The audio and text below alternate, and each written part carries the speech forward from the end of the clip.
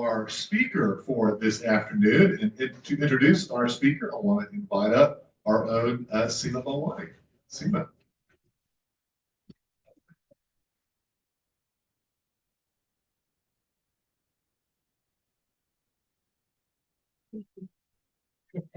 I'm going to cheat a little bit and keep a piece of paper. Kassy has an incredible history and I don't want to miss any of it. Kassy Brewer, who's here from Selah Freedom to talk with us today, is originally from Kentucky, and she went to the University of Kentucky and then went to work as a trauma nurse in the trauma ER.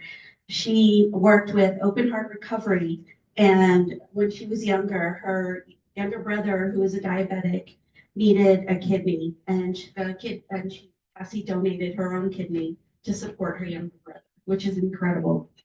She's worked on the American Diabetes Association board, and she's also testified in front of Congress about sibling caregiving, which is amazing.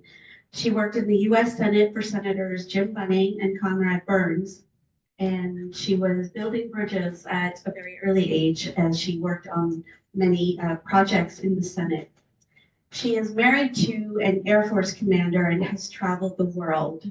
She describes herself as being a mom to many people as she supported people in the military, other wives and mothers with their on their journeys. And she also, in DC, she went through the 9/11 experience, as we all did, and she was able to meet the father of a woman who passed away during that event.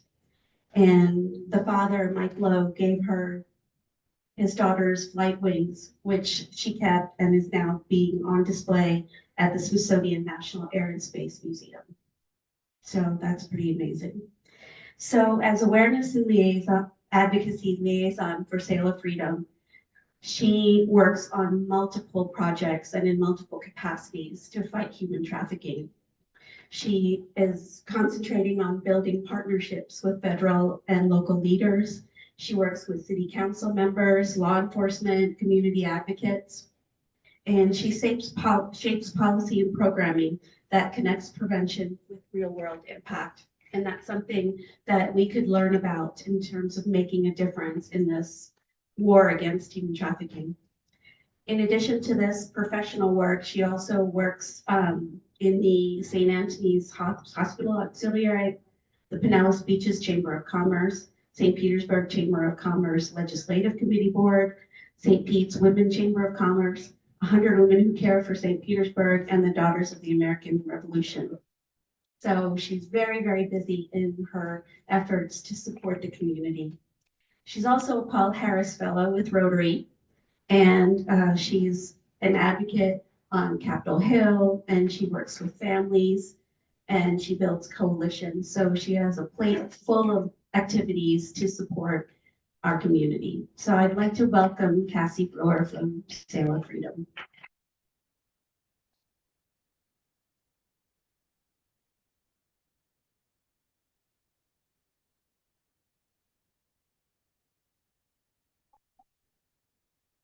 Thank you, everyone. And it's a true pleasure to be here this afternoon to speak to you, unfortunately, about a crisis, not only in Florida, but nationwide, and that is human and sex trafficking.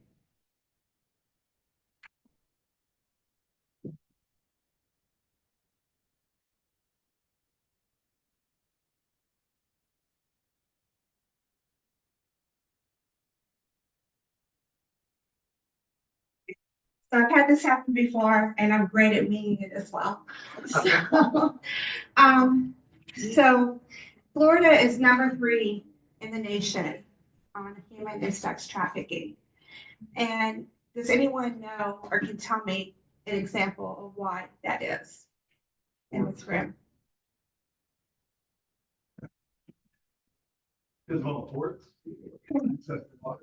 That's one of the interstate, okay, tourism, airports,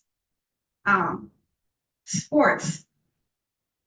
Orlando, there's just a platter of so many reasons why we're number 3 in the nation. Nothing to be proud of. Tampa is number 1 in the state of Florida. Tampa also has more strip clubs than Las Vegas. So these are the topics we're going to be covering. What is sex trafficking, where and why it happens, the signs of sex trafficking, and our solutions and how you can help.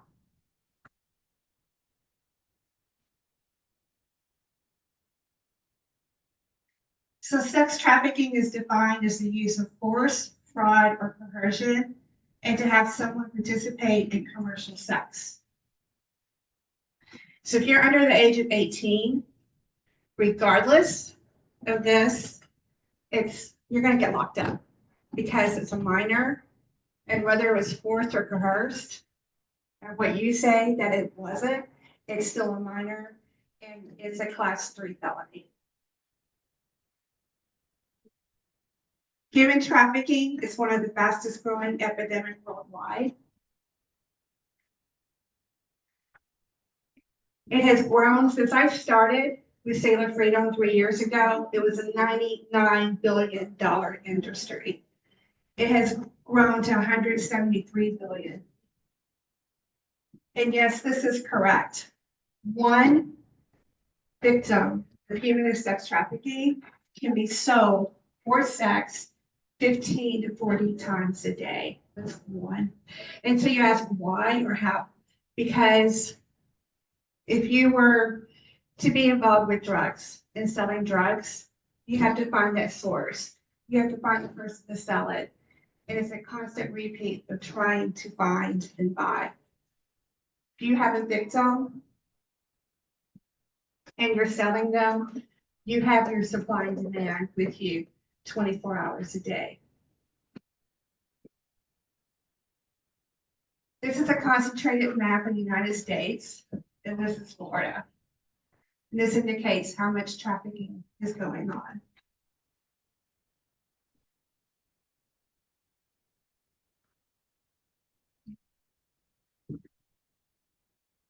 It's actually a picture in Tampa. So the average age of entry into sex trafficking is 12 to 14 years of age. And the lifetime of being sold into human sex trafficking is 7 years, meaning that is how long the victim actually lives once they've been trafficked.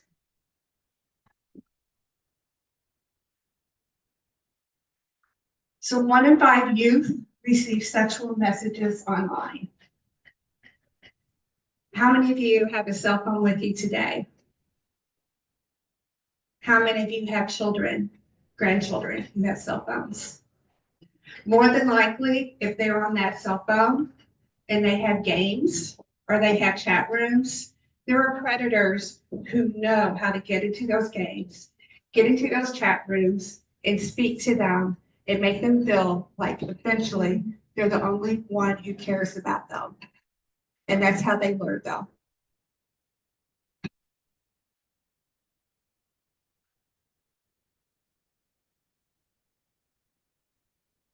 So this is sexualization of youth in media. So we're glamorizing our children, basically. As you can see, dance teams, pictures, Calvin Klein. So it's 8 to 12 on the average, spend 6 hours online daily. Age 13 to 18, the average of 9. And the media shapes youth views on relationships, boundaries, and self-worth.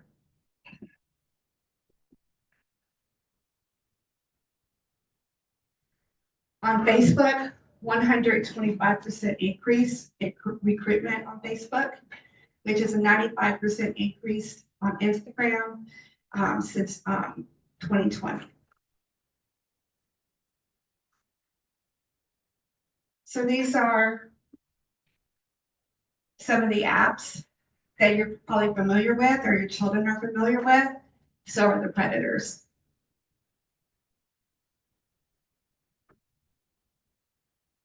So the National Center of Missing and Exploited Children in 2024 received more than 27,000 800 reports of possible child sex trafficking.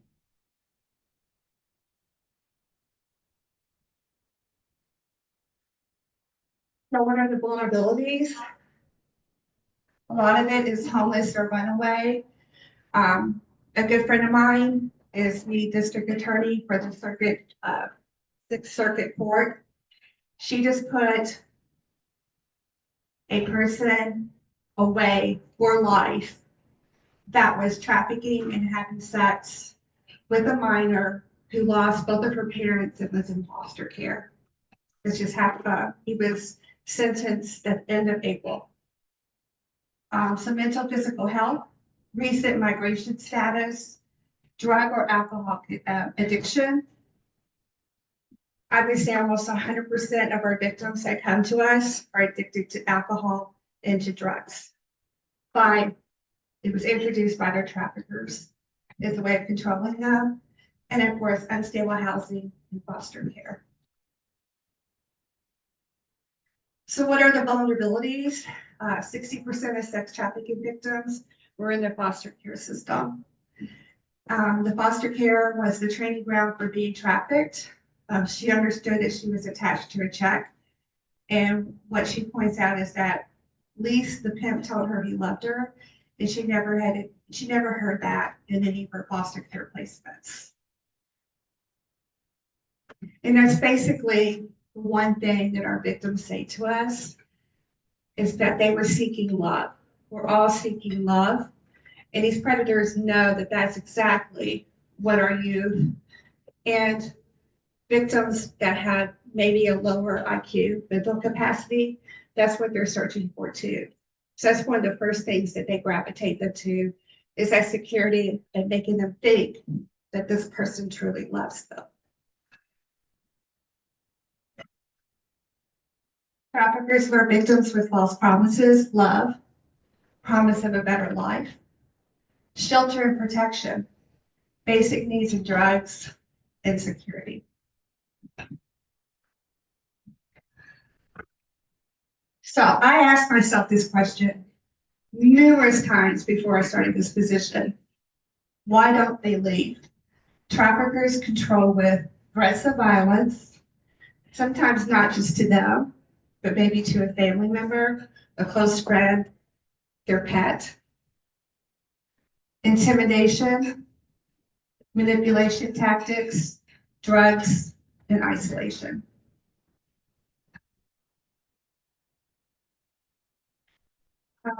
Victims also suffer from Stockholm syndrome. How many are familiar with that? Okay. So it's basically making the victim feel empathy towards the person that is forcing them to do these acts, to a point where they're actually will sell drugs, they'll do theft and other things that possibly couldn't imagine, because they think this is a payment back to the person for loving and taking care of them. Which is trauma bonding. So 96% of our victims were either physical, sexual, or emotionally abused at a young age. Shame, low self-esteem, mental health, or substance issues. I want to say it's higher than 93%, especially with the substance.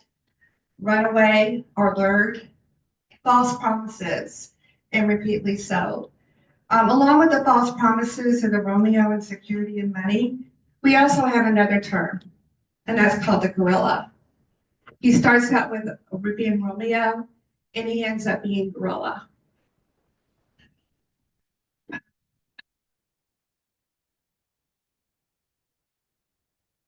A lot of you probably don't recognize this, but pornography actually is a form of sex trafficking.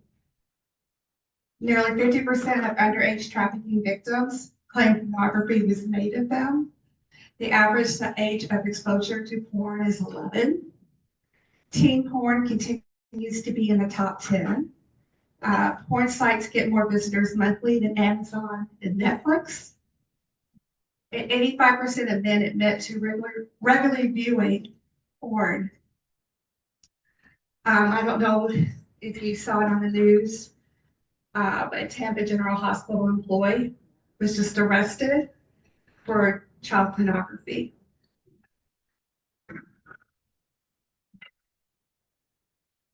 So what are the signs of sex trafficking? You've probably been approached it as well.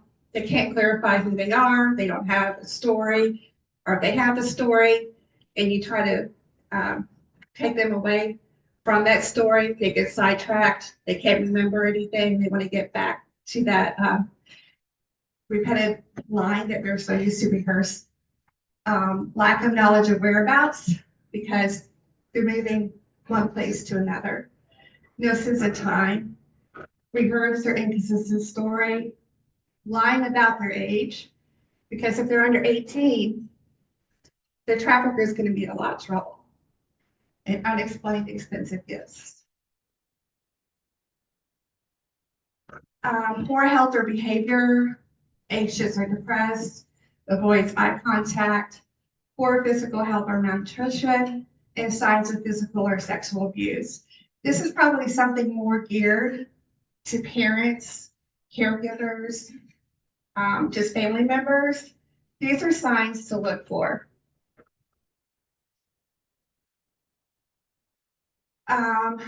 So they have very few personal belongings. A lot of them, and you'll start noticing this probably after day, will have no shoes. No control of their money or ID, not allowed to speak for themselves, and minor company of a controlling individual. And that's one reason why you're like, why don't they get a job? That they won't have an ID.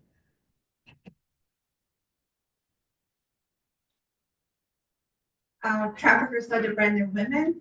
These are just 3 examples.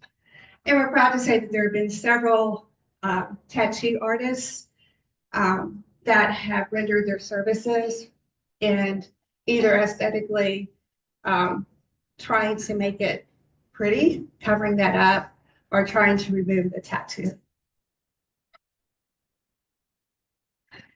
So the universal hand sign for help me is thumb in the palm and fingers down. If you ever see this, you know that person's in trouble, or if you ever are in trouble or need help or feel threatened, that's the universal sign. How to report suspicious activity, 911. If you suspect something happening, say something, but don't do anything. You never know if there's anybody else around, if that person has a gun or could possibly harm you. So the best thing to do is to call 911, let them know the situation and where the activity is going on.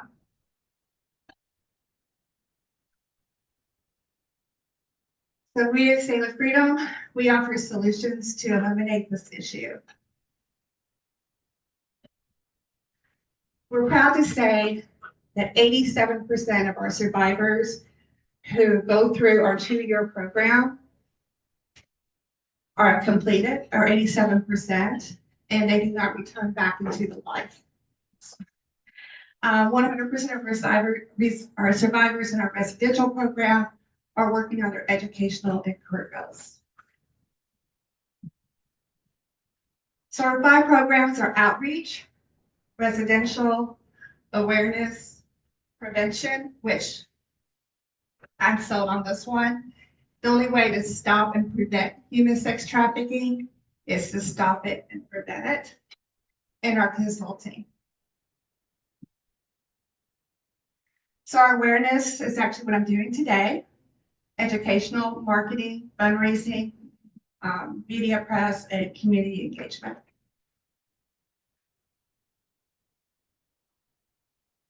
Our prevention, we not only treat adults, but we treat children. We have a program that's been accredited through the state of Florida from kindergarten up to 12th grade. We actually are starting this fall year in Sarasota in all of their high schools. And also, I just worked with the city of St. Petersburg and their 13 Casco facilities, which is after-school programs, is summer programs for youth, are letting our prevention team come in and work with very high-risk teens. So over the course of the summer, we will actually, hopefully, be able to teach prevention to over 1,000 youth in the city of St. Petersburg.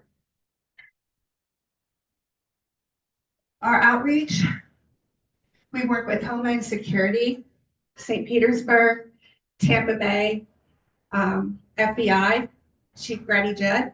We all love him, Polk County. So we work closely with them on sting operations. A lot of our survivors go back and get their judiciary or their criminal law degrees, and then they go out and they work with the police on these stings. We assist with documentation therapy, trauma resolution therapy, sex trade support groups, and yes, we even go into jails and we talk to them in the jails and help them find a solution to, if they get out, not to go back to what they did. And then also there's a program, which I'm going to be discussing, which is called TILA, and some of them may qualify for that. Prostitution court diversion program. And so it started with the Sarasota Police Department. We're now gone into Hillsborough. And I'm working really close with my friend who's an assistant DA here at Sixth Circuit Court to talk to Bruce, the head guy, about trying to get this here in Pinellas County. So basically, they can't really go on much further than their GED once they get it through us, or maybe an associate's through a junior college. So in order to go on and get their degree, bachelor's degree at a university, a lot of those charges need to be expunged. And that's what the TILA program is. Our residential, we have 2 homes. We'd like for there to be a lot more, but right now we only have 2. One is the assessment, which is after they come out of a sting operation or from jail. They come to our assessment home, which is undisclosed. And for 6 to 8 weeks, they'll be there. And this is what we call Selah: rest, pause, and reflect. During that time, can you hear me? Okay. During that time, they're basically assessing and reflecting. Some of them have never slept in a bed since they were 11, 12 years old. So some of them, for the first few nights or weeks, will still sleep on the floor. So we have 24-hour staff, trauma therapy staff, 24/7 for those 6 to 8 weeks. If they were to wake up in terrors or need just a lot more than one-on-one support to walk them through and get them through where they need to be. After they complete our 6 to 8 week assessment, then we have what's called our residential home. And yes, this is what it looks like inside. It's gorgeous. We offer immersion tours. So our 2-year program at the residential home is where they learn day-to-day skills. It is like Groundhog Day every single day because they need to learn routine. So they get their GED. We pair with different businesses who also employ them, and they learn about finances, how to save money. They get their degree, and then we also help them gear into the next phase of life, which is moving out on their own. Some of them have children. We'd like to reconnect them with their families.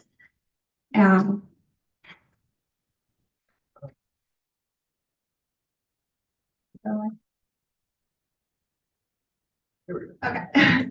So there's just a whole lot to learn here with residential. If you would like to go on an immersion tour, it's about an hour and a half. And I don't have an hour and a half to talk to you about residential.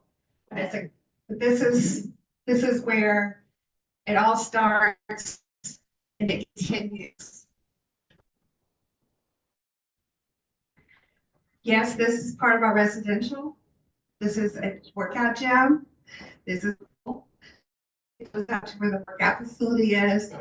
And we also have counseling in there and a therapy room.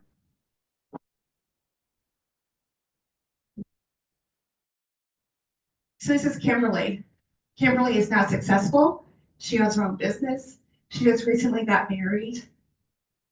Kimberly was in detox 23 times before she came to Selah. And she basically said, Selah Freedom was the only program that helped take the layers off of the onion, basically. The rehab programs were just that, drug and alcohol. And then once released, her trafficker or someone that knew of her trafficker was waiting for her outside those doors, and she went right back into it. Our top victories in 2024, we had 428 survivors served. We helped human trafficking survivors from Cuba and Turkey. I don't know if any of you heard about it, but it was here in Clearwater. We had 3 women who were basically manipulated to come here thinking they had this great opportunity to work and make a lot of money. And once they got here, everything was taken away from them. And they were each asked to work, I think it was $60,000 each in order to be paid back. One of them was able to get away just enough to find someone and ask for help. So basically, we helped with them. We had to fly them back to their country because they were not here documented. And then once all the paperwork was done, they were able to come back legally. And one of them actually is in our residential program today. A survivor testified against his trafficker because yes, we do help men and boys as well. Consulting, if anyone is interested in wanting to do a program like ours and get started, our co-founder, Lori Swink, and her team can help you with that. So here's the big picture. The number of shelter beds that are available on the survivors in the US is less than 2,000. And we need over 300,000.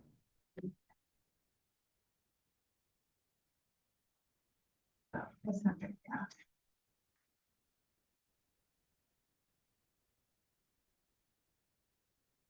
So here's how you can help if you wanted to help raise funds or just become involved. But I'm going to tell you a little bit about Gabby's story. Gabby is our volunteer advocate coordinator for Selah Freedom. She is one of our survivors who went through our program. She was incarcerated as well for other charges. She shot her trafficker. No, I'm sorry. Her trafficker shot her in the chest. I'm sorry, but because he heard that she was trying to get away from him.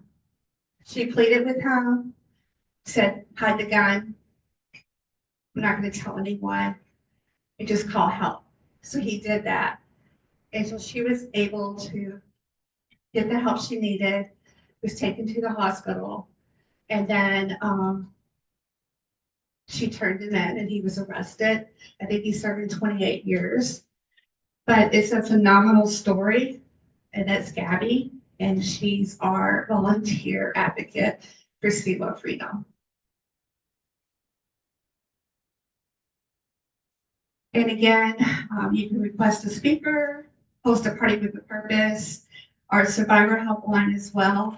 And we are the only one to be NTSA accredited, being like the beds and facilities that we have are.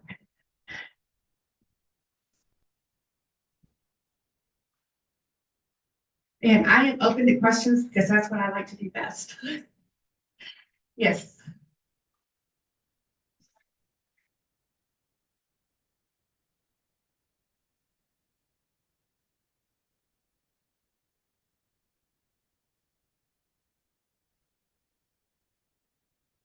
Absolutely. So the best way to do that is, you can either go online, or I can just tell you Hilda, HILDA. She's head of the education program. She'll be able to connect you or connect with the schools or the programs that you need to get prevention in there, because we are already accredited with Florida's Department of Education.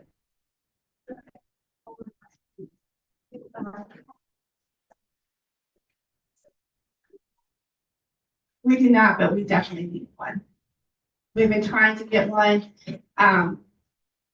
Again, as you can imagine, a lot of nonprofits are struggling right now financially due with budget costs, federally as well. With our GR funding, it's been challenging, to say the least, both state and federal level. But to have a home in Pinellas County would be phenomenal, because there's a lot, as you can imagine, with the airports, with our beaches, that could just be phenomenal to be able to have a home here in Pinellas. I do have to share, though, that a lot of times, if they're from Pinellas, they're going to go somewhere else, and that's for safety purposes, or vice versa, because a lot of their cases are so high profile. We really don't want anyone to know if they are locally being contained and being helped.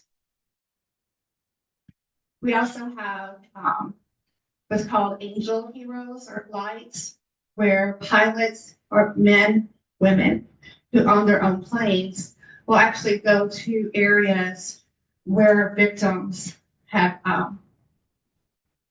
been basically saved, and take them to areas where they're safe.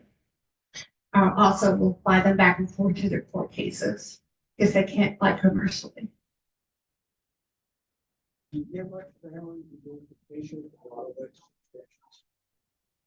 Yes, but it's mainly not so much with the mother father.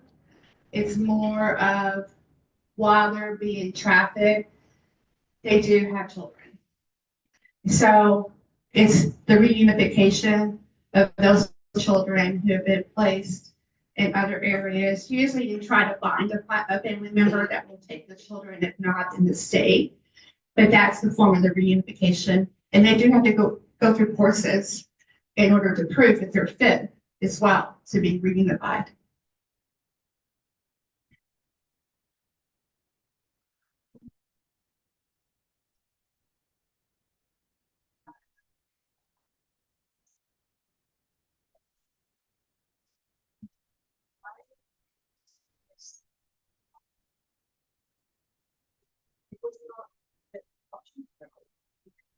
Okay, so the question was, if they're in jail for selling drugs or for theft, and it wasn't, they were being coerced to it, then why are they there?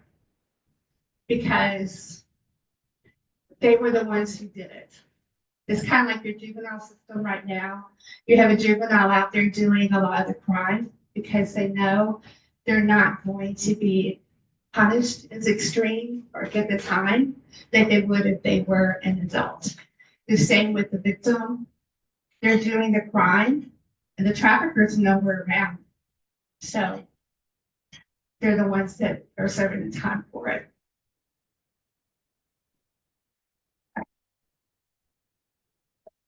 So thank you. I just wanted to say real quick, we are having an event on June 14th. It's at the Clearwater Yacht Club. And if you're interested in attending that, you can do the barcode. And for Rotary only, we're doing a $75 per ticket purchase as opposed to $125. Thank you. Kassy, thank you. Thank you for a difficult topic, but an important one. So thank you so much for bringing some awareness about that. And I did, Kassy mentioned that event, actually sent that flyer with two their upcoming events in an email this morning as well as last week. So encourage members to check their email boxes for that. But again, Kathy, thank you so much.